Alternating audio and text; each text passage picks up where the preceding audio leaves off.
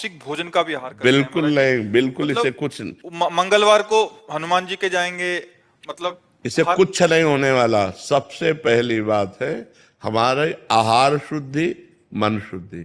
देहाती भाषा में कहते हैं जैसा खाओ अन्न वैसा बने मन। देखो, अगर हम शास्त्र की आज्ञा का पालन नहीं करेंगे और मनमानी आचरण करेंगे तो नरक जाओगे। पहले आहार शुद्धि, मन शुद्धि। अगर जैसा खाओ अन्न वैसा बने मन। किसी भी प्राणी को दुख देना, हनुमान चालीसा का भी पाठ करते हैं। ये अपनी वासनाओं की, अपनी जिह्वा को थोड़ा रोको यार। शराब पीते हो, मांस खाते हो, अंडा खाते हो, इस तरह के व्यवहार करते हो, और हनुमान जी और शंकर ये ऐसे प्रसन्न हो जाएंगे, ऐसे काम बन जाएगा? कुछ नहीं बन जाएगा।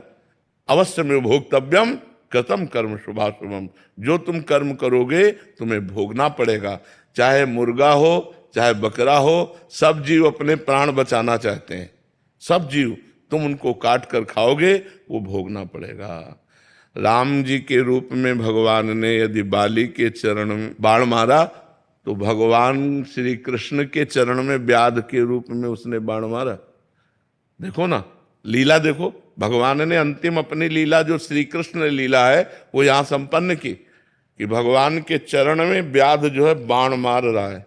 अब आप विचार करो, जब वो सरकार समर्थ होते हुए भी अपने लीला का लीला दर्शन कराते हैं। श्रवण कुमार के वध का संयोग बन गया दशरथ जी के हाथ से, शब्द वेदी बाण मार दिया। तो देखो, उनका जो कर्म था, वो तड़प तड़प के अपने पुत्र भगवान राम के वियोग में प्राण त्यागना पड़ा कि नहीं पड़ा? भगवान उसको मिटा सकते थे, लेकिन भगवान नहीं मिटाते। अवश्य में वो भोक्तव्यम, गीता जी में कहा है। इसलिए हमारी प्रार्थना है कि तमोगुणी भोजन का त्याग करो, सात्विक भोजन और संयम से रहोगे तो तुम में जो बल आएगा वो एक महान पवित्र बल होगा।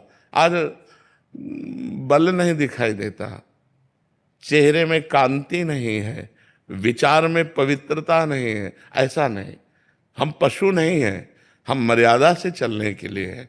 हमारी मर्यादा बनाई गई, शास्त्र मर्यादा हमारी कानून व्यवस्था है। यदि हम शास्त्र मर्यादा से चलेंगे, शास्त्र कानून से चलेंगे, तो हमारा मनुष्य जीवन सार्थक हो जाएगा, नहीं तो निरर्थक हो जाएगा।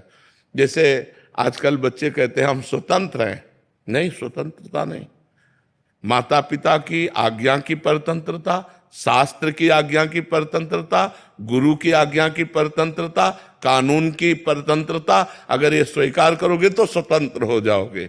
अगर मनमानी करोगे तो परतंत्र हो जाओगे। मनमानी स्वतंत्र